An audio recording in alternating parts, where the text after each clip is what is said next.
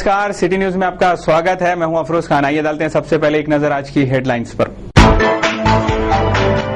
तेज दौड़ रही 407 गाड़ी ने दोपहिया को टक्कर मारी, एक गंभीर घायल।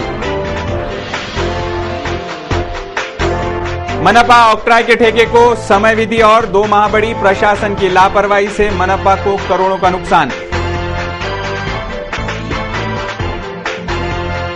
महावीर भगवान का जन्मोत्सव धूमधाम से मना।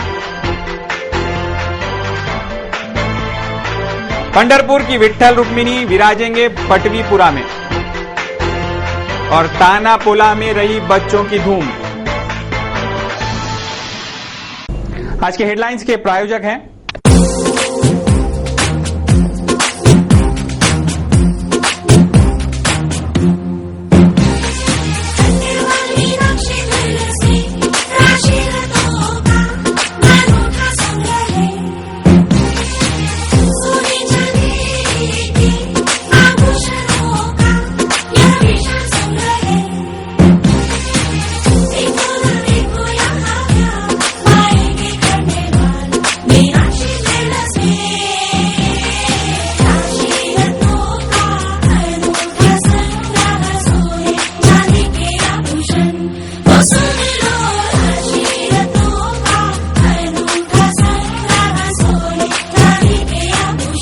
खंडेलवाल मीनाक्षी ज्वेलर्स, धान की सुविधा भी यहाँ उपलब्ध है। खंडेलवाल मीनाक्षी ज्वेलर्स, जयस्तंभ चौक, अमरावती।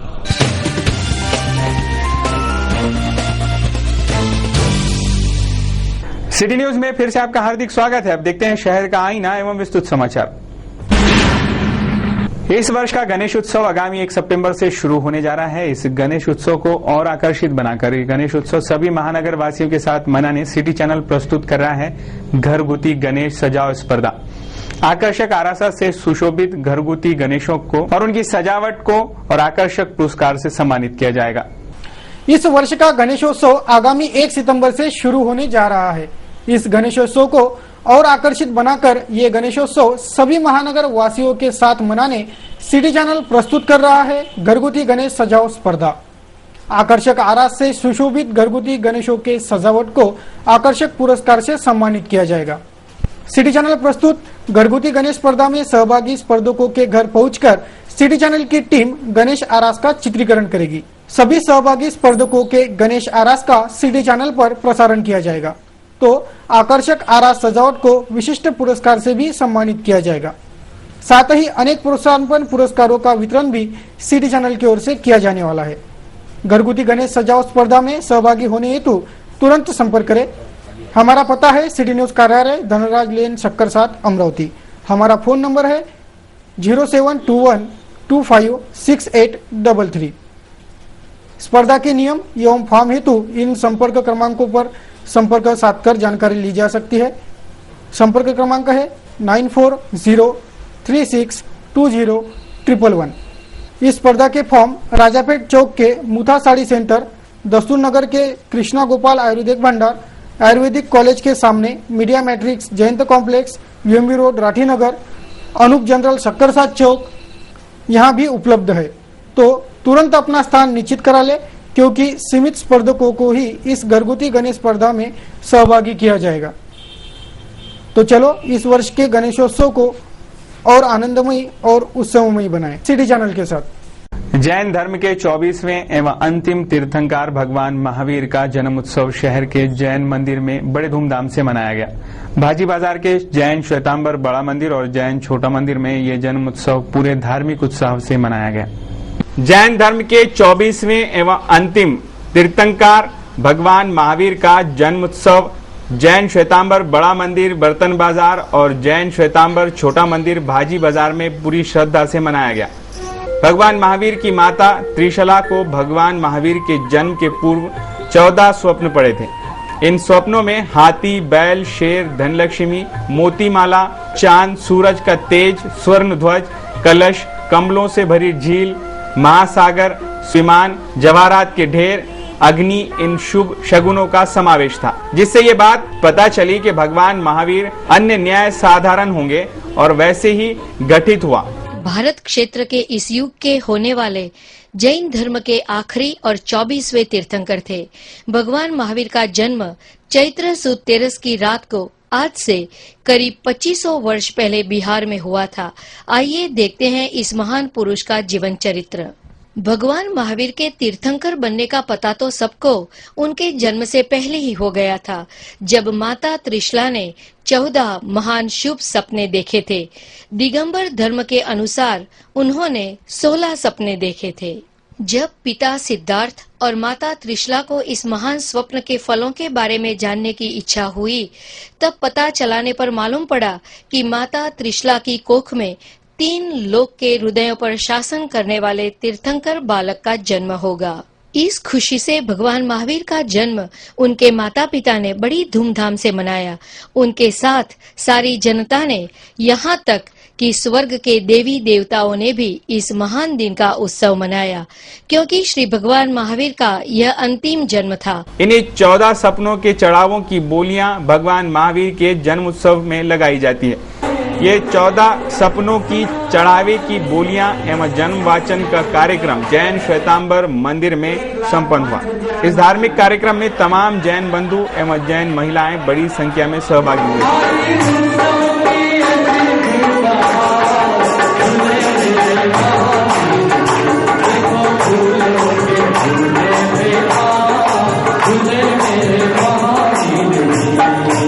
छठवां सपना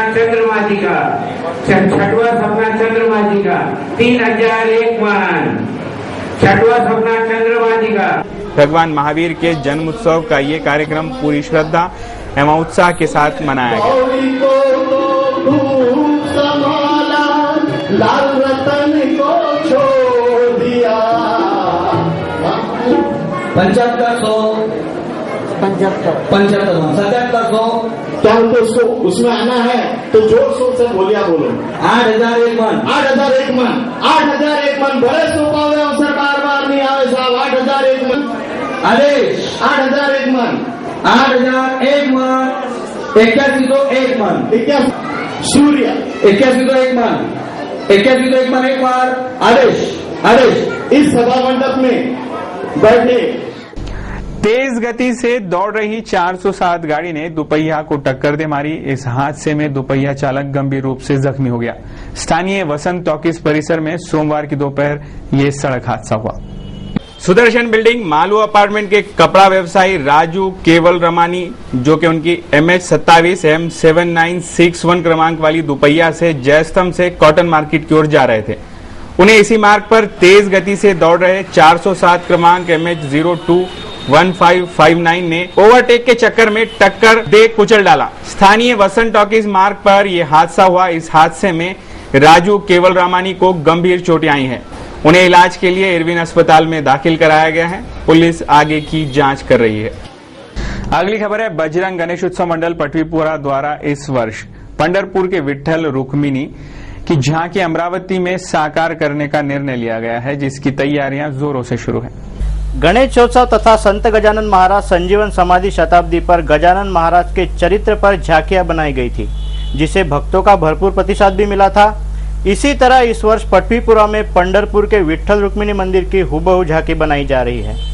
इस झांकी में पंढरपुर में बने नामदेव महाद्वार, विट्ठल का गाभारा, रुक्मिणी का गाभारा, गरुड़ खाम की हुबहू नकल उतारी जा रही है। इस विषय पर एक पत्रकार परिषद में दत्तात्रेय पांडे ने विस्तृत जानकारी दी।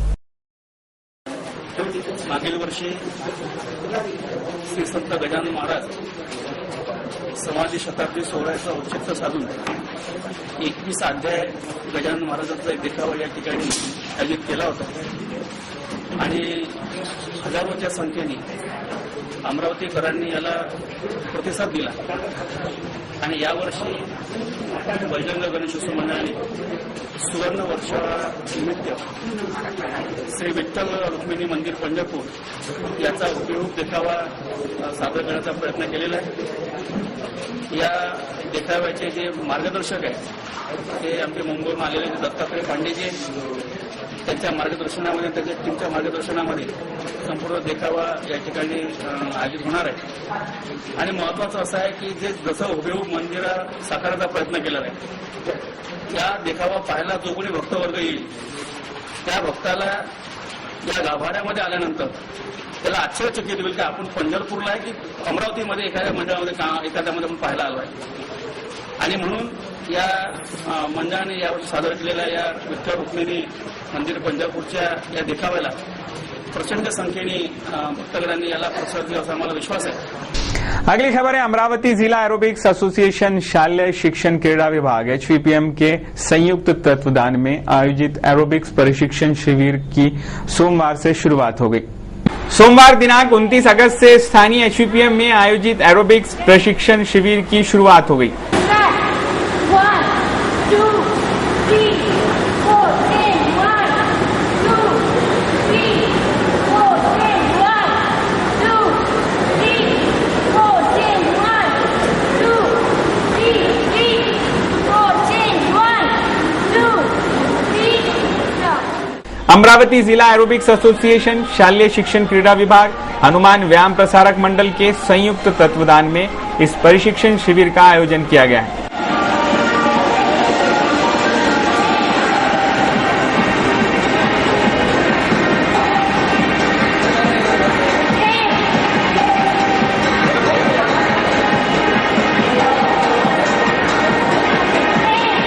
जो 30 अगस्त मंगलवार तक चलेगा. ऐसी जानकारी भी आयोजक प्राध्यापक माधुरी छेन के रविंद्र खांडेकर, संतोष खैरनार, ननावटे मैडम आदियों ने सिटी चैनल को दी. जिला एरोबिक संघटना, शालेय शिक्षण व क्रीडा विभाग तथा श्री हनुमान व्यायाम प्रसारक मंडळ यांच्या संयुक्त विद्यमाने आज आणि उद्या अशी 2 दिवसीय एरोबिक्सची कार्यशाळा इथे आयोजित केलेली आहे. या कार्यशाळेला प्रशिक्षण देण्यासाठी पुण्यावरून राष्ट्रीय प्रशिक्षक नन्नावरे आणि खैरनार हे दोघं आलेले आहेत आणि ह्या शिबिरामध्ये एरोबिक्सचे प्रॅक्टिकल आणि त्याची थेअरी याबाबत ते मार्गदर्शन करणार आहेत. 2 दिवसीय कार्यशाळा पूर्ण जे करतील त्यांना राज्य असोसिएशनचं सर्टिफिकेट मिळणार आहे आणि शालेय शिक्षक जे आहेत, शारीरिक शिक्षक, त्यांना या सर्टिफिकेटचा त्यांच्या करिअरसाठी निश्चित उपयोग होणार आहे. त्याचबरोबर या शिबिरामध्ये विद्यार्थीसुद्धा भाग घेऊन राहिले आहेत, तर त्यांनासुद्धा आपल्या करिअरसाठी या सर्टिफिकेटचा निश्चित उपयोग होणार आहे. आज एरोबिक्स हे शालेय शिक्षणामध्ये अंतर्भावाचा केलेला असल्यामुळे त्याचं एक आगळंच महत्त्व आहे आणि एक फिटनेसच्या दृष्टिकोनातून, शारीरिक स्वास्थ्य टिकवण्याच्या दृष्टिकोनातून एरोबिक्सचं एक वेगळंच महत्त्व असल्यामुळे जास्तीत जास्त संख्येने या एरोबिक्सकडे लोक जर वळले तर निश्चितच ते फिट राहतील आणि एरोबिक्सचा आनंद घेऊ शकतील. यासाठी श्री हनुमान व्यायाम प्रसारक मंडळामध्ये अत्याधुनिक सोयींनी परिपूर्ण असं एरोबिक्स सेंटर आहे आणि यामध्ये तज्ज्ञ प्रशिक्षक एरोबिक्सचं मार्गदर्शन करतात. एरोबिक्स प्रशिक्षण का छात्र एवं स्कूली प्रशिक्षकों को लाभ होगा, ऐसी जानकारी भी दी गई.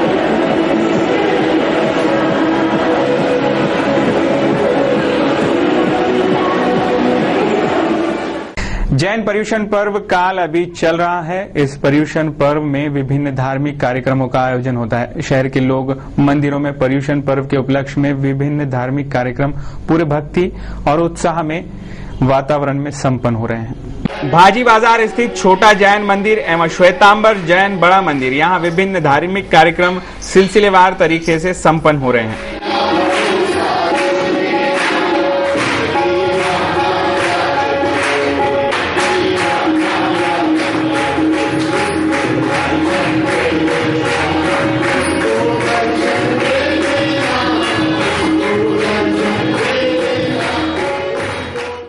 पर्युषण पर्व अभी चल रहा है. ये पर्युषण पर्व जैन धर्मियों का पवित्र धार्मिक काल होने से पर्युषण काल में विभिन्न धार्मिक कार्यक्रमों का आयोजन किया जाता है, जिसके उपलक्ष्य में शहर के जैन मंदिरों में दैनिक भजन संध्या, भक्ति संगीत आदि धार्मिक कार्यक्रम जारी हैं। पर्युषण पर्व में जैन महिला मंडल की ओर से भी विभिन्न कार्यक्रम आयोजित किए जा रहे हैं। इनमें दैनिक भजन संध्या का भी समावेश है।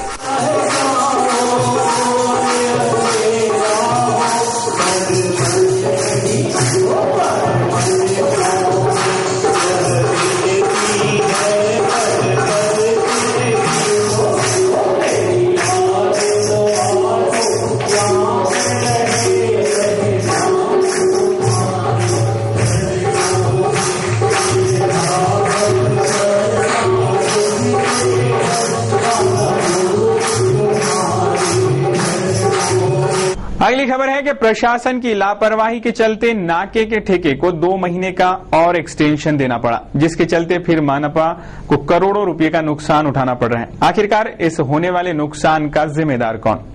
महानगर पालिका का सिर्फ एक आय स्रोत है, वो है ऑक्ट्राय। ऑक्ट्राय की टेंडर पद्धति, ऑक्ट्राय को मिले एक्सटेंशन और ऑक्ट्राय को बार बार मिल रही टाइम लिमिट, इन सारी घटनाओं से एक बात तो साफ है कि इस पूरी प्रक्रिया में कहीं ना कहीं प्रशासन और सत्ताधारियों से गलतियां हुई हैं। अब वापस से 2 महीने का ऑक्ट्राय ठेकेदार को एक्सटेंशन मिला है, जिसके कारण महानगर पालिका की आय पर करोड़ों रुपए की चपत लगेगी। पहले ही आर्थिक तंगी से जूझ रही महानगर पालिका और उस पर बार बार हो रही गलतियां, जिससे खामियाजा भुगतना पड़ रहा है वो महानगर पालिका की खजाने को। एक ओर तो प्रशासन महानगर पालिका कर्मचारियों को वेतन देने में असफल रहा है, तो दूसरी ओर आय के स्रोत में बार बार गलतियां कर एक ही कमाई के जरिए को भी बंद करने की कगार पर ला खड़ा कर दिया गया है। आखिरकार इस सारी गलतियों का जिम्मेदार कौन?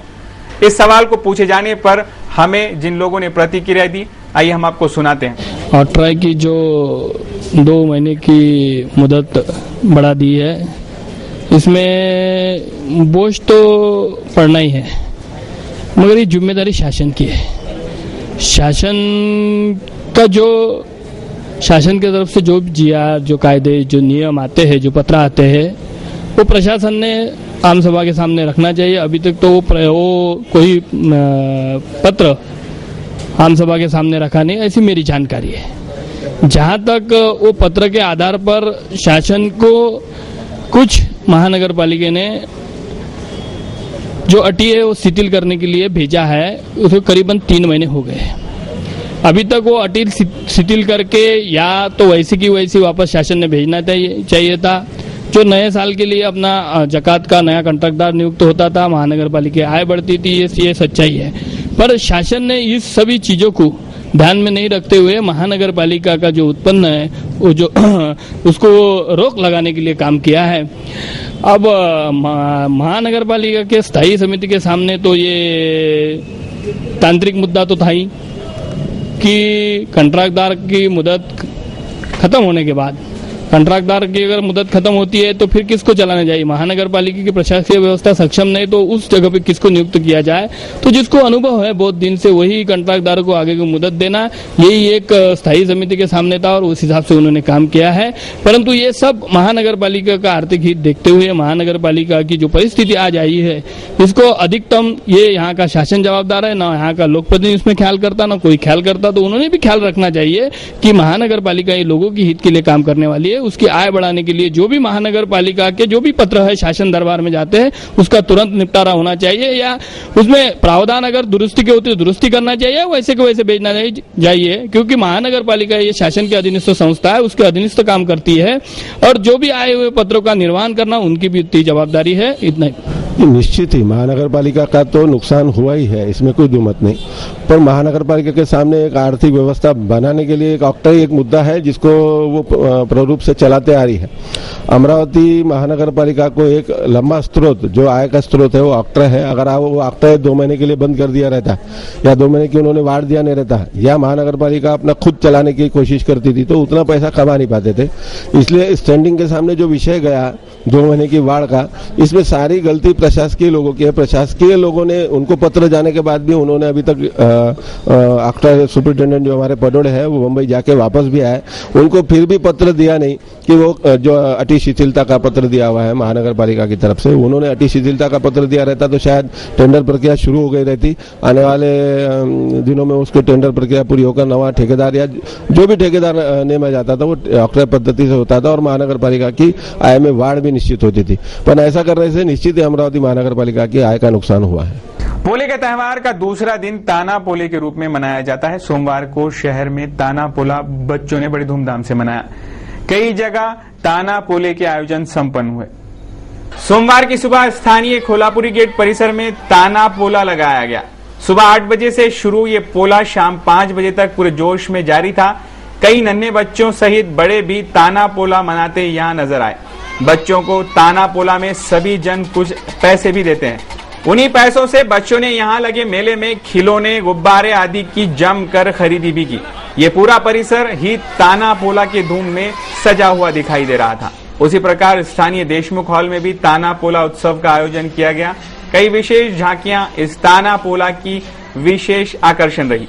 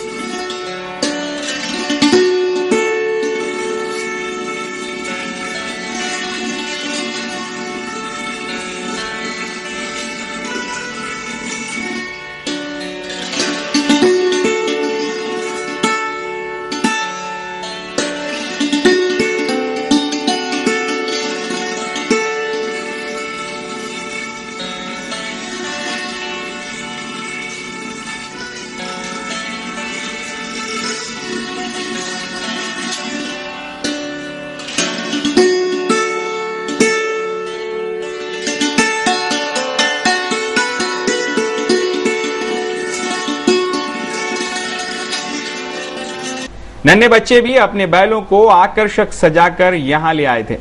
उनके उत्साह में यहाँ का माहौल और रंग भर रहा था। इसी तरह शहर में पोले के साथ ताना पोला भी पूरे उत्साह से मनाया गया।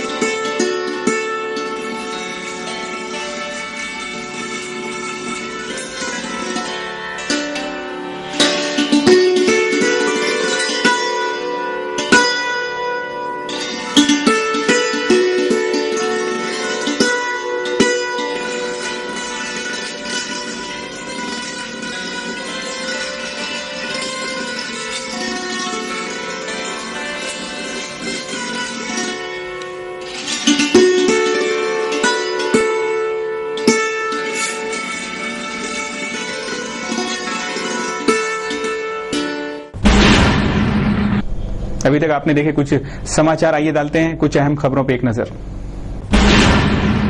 स्थानीय संत श्री आसाराम जी आश्रम द्वारा महानगर पालिका की प्राथमिक शालाओं में छात्र छात्राओं को नोटबुक्स का वितरण किया जा रहा है। अखिल भारतीय श्री योग वेदांत सेवा समिति की स्थानीय शाखा द्वारा महानगर पालिका की प्राथमिक शालाओं के 2000 बच्चों को निःशुल्क नोटबुक भेंट देने का संकल्प लिया गया है, जिसके तहत अब तक करीब 1000 छात्रों को नोटबुक दिए जा चुके हैं। श्री योग वेदांत सेवा समिति के पदाधिकारी एवं कार्यकर्ता महानगर पालिका की शालाओं में जाकर कक्षा 1 से 4 तक के बच्चों को आश्रम की ओर से नोटबुक वितरण कर रहे हैं। गणेश उत्सव के दौरान होने वाले प्रदूषण पर रोक लगाने के उद्देश्य से सभी ने अपने अपने स्तर पर प्रयासरत रहना चाहिए, ऐसा आह्वान वन जीव व पर्यावरण संवर्धन संस्था के मिलिंद चिमोटे, मोना चिमोटे, जयंत वड़तकर, अंजलि देशमुख आदियों ने एक पत्रकार परिषद से किया।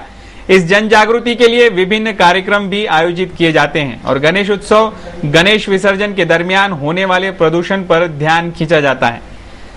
ऐसी जानकारी भी इस पत्रकार परिषद में दी गई। पर्यावरणाच्या संदर्भामध्ये आम्ही ज्या पद्धतीने नैसर्गिक रंगाच्या संदर्भामध्ये जागृती करतो आहोत आणि अमरावतीमध्ये तरी मातीच्या गणपतीच्या संदर्भामध्ये लोकांपर्यंत जागृती पोहोचवण्याचं काम हे आमच्या संस्थेने केलेलं आहे। ही मला वाटतं आमच्या संस्थेची वैशिष्ट्य होण्याला हरकत नाही।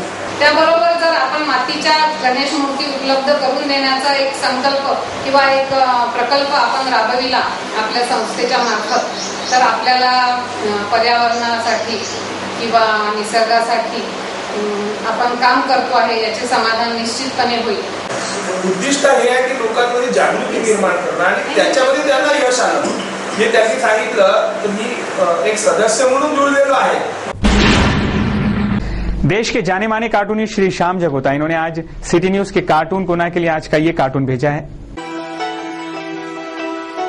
जिस तरीके से अन्ना हजारे के जन लोकपाल बिल को जन समर्थन मिला और सरकार को कवायदें तेज करनी पड़ी और संसद में राहुल गांधी का बयान, इसके बाद तो यही लगता है कि सरकार और प्रधानमंत्री खुद राहुल गांधी को अब अपना सिपाही मानने लगे हैं। कुछ यही दर्शाता है आज का हमारा ये कार्टून।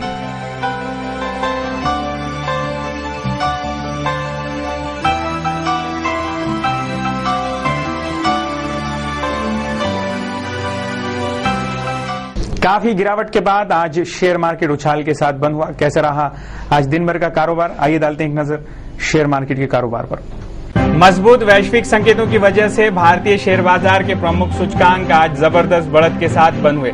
सेंसेक्स ने 16,000 के मनोवैज्ञानिक स्तर को पार कर लिया, जबकि निफ्टी भी 4,900 के मनोवैज्ञानिक स्तर के ऊपर चला गया। बीएसई सेंसेक्स 567 अंक यानी 3.58% की मजबूती के साथ 16,416 पर रहा, जबकि निफ्टी 171 अंक यानी 3.62% की बढ़त के साथ 4,920 पर बंद हुआ। एनएसई के मंझोले सूचकांक सीएनएक्स मिड कैप में 2.24% की मजबूती रही। बीएसई मिड कैप सूचकांक में 2.48% और बीएसई स्मॉल कैप में 2.06% की तेजी रही। आज के कारोबार में आईटी और धातु क्षेत्र में सबसे ज्यादा खरीदारी का रुख रहा।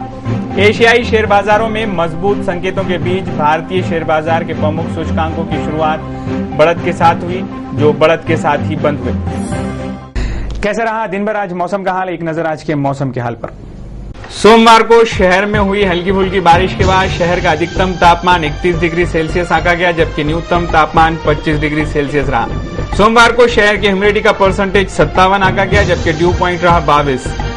मंगलवार को भी मौसम विभाग द्वारा शहर बारिश होने के संकेत दिए जा रहे हैं और आसमान बादलों से घिरा रह सकता है, जबकि मौसम विभाग मंगलवार को बता रहा है कि अधिकतम तापमान शहर का 31 डिग्री सेल्सियस रहेगा, जबकि न्यूनतम तापमान रहेगा 24 डिग्री सेल्सियस।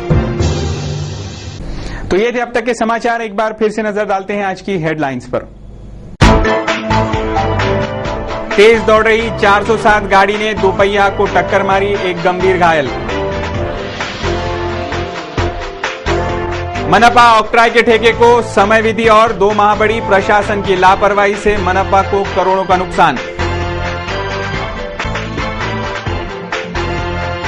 महावीर भगवान का जन्मोत्सव धूमधाम से मना।